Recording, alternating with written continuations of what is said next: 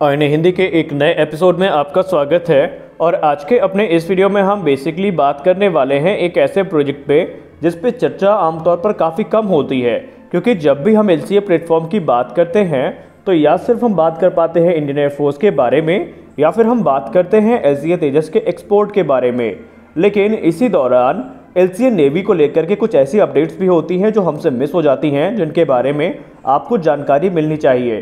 तो आज हम बात करेंगे एलसीए नेवी मार्क 1 के बारे में। हम जानेंगे कि कैसे इसी हफ्ते एलसीए नेवी मार्क 1 के द्वारा एक इतिहास रचा जाना है जिसके साक्षी हम और आप होंगे, क्योंकि आपको तो पता ही है कि आईएनएस विक्रांत जो कि हमारा पहला स्वदेशी विमान वाहक पोत है, अब इसमें से जो फ्लाइट ट्रायल्स हैं उनके लिए ये तैयार है। यानी कि एक हफ्ते के अंदर अंदर जो लैंडिंग्स हैं वो शुरू हो जाएंगी। और गौर करने वाली बात यह है कि इसमें लैंडिंग करेगा हमारा एलसीए नेवी मार्क 1। जी हाँ, एलसीए नेवी ट्रेनर एयरक्राफ्ट जो है या एलसीए नेवी की अगर हम बात कर लें तो ये एक इतिहास रचेगा, क्योंकि ये पहला भारत का स्वदेश निर्मित एयरक्राफ्ट होगा जो कि स्वदेशी विमान वाहक पोत आईएनएस विक्रांत पर लैंड करेगा।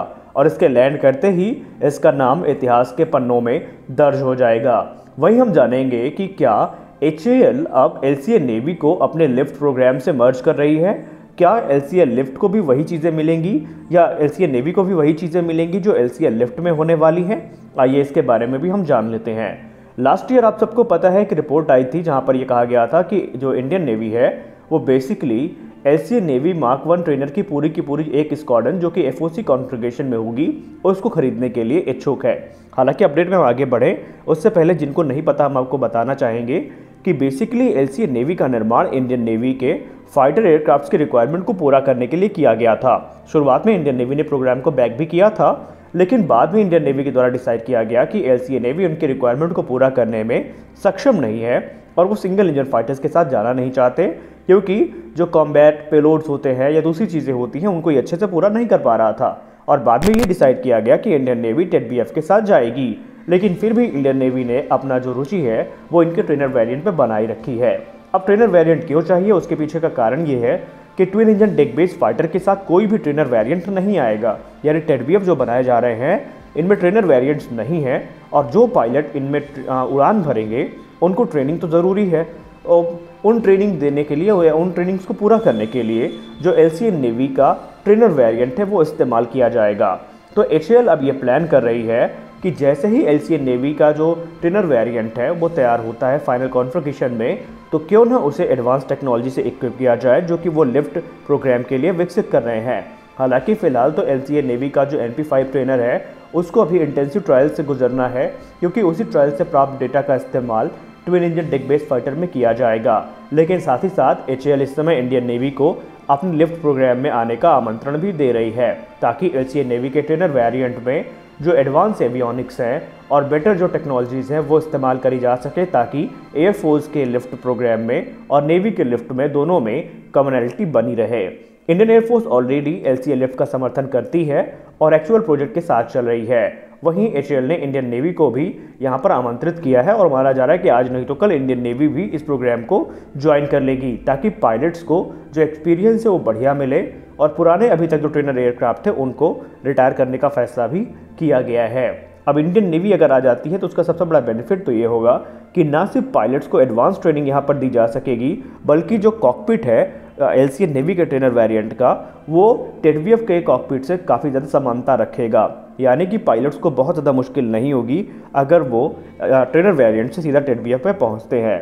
तो इन्हीं सारी चीज़ों को लेकर के जो एचएएल है वो काम कर रही है, और एचएएल के अधिकारियों का ये मानना है कि आने वाले दिनों में आप देखेंगे कि जैसे जैसे हमारी टेक्नोलॉजी विकसित होगी, जैसे जैसे हमारी रिक्वायरमेंट सामने आएंगी, तो हमारे जो प्लेटफॉर्म है वो भी उन्नत होते चले जाएंगे। एचएएल का अगर हम प्लान देखें, बहुत सारे लोग क्रिटिसाइज़ करते हैं, लेकिन अगर आप एक दूसरे नज़रिए से देखें तो एचएएल ने काफ़ी इंप्रूवमेंट्स तो किया है, क्योंकि एचएएल इस समय अपने मन मुताबिक नहीं बल्कि रिक्वायरमेंट्स के आधार पर काम कर रही है। क्योंकि एचएएल का ये मानना है कि हमारा ये टारगेट है कि हम अपने देश की जो आर्म फोर्सेस है इनकी सारी रिक्वायरमेंट्स को उनके कह सकते हैं जैसा वो चाहते हैं वैसे ही पूरा करें, और इसके लिए थोड़ा टाइम तो लगेगा, लेकिन अगर आप फाइनल आउटपुट को देखें तो आउटपुट आपको निराश नहीं करता एचएएल का। फिर चाहे हम तेजस के प्लेटफॉर्म को ही देख लें, लगातार तेजस हमारा इम्प्रूव हो रहा है, तेजस के वेपन से इम्प्रूव हो रहे हैं, तेजस के एवियोनिक्स से इम्प्रूव हो रहे हैं। तो वैसे धीरे धीरे समय में एचएएल इंडियन नेवी की भी रिक्वायरमेंट्स को पूरा करने में सक्षम होगा।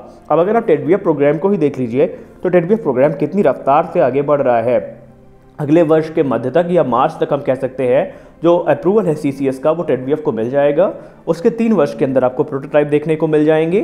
4 प्रोटोटाइप का निर्माण किया जाएगा ताकि जो ट्रायल्स हैं उनको जल्दी से जल्दी पूरा किया जा सके, और उसके बाद 2030 तक ये प्रोडक्शन में उतार दिए जाएंगे और 2031 में ये इंडियन नेवी को ज्वाइन कर लेंगे। यानी सब कुछ काफ़ी तेज़ी के साथ चल रहा है। और जिन लोगों को लगता है कि एयरक्राफ्ट अभी भी देरी से बन रहा है, तो दोस्तों एयरक्राफ्ट बनाने में और एक कार बनाने में फ़र्क होता है।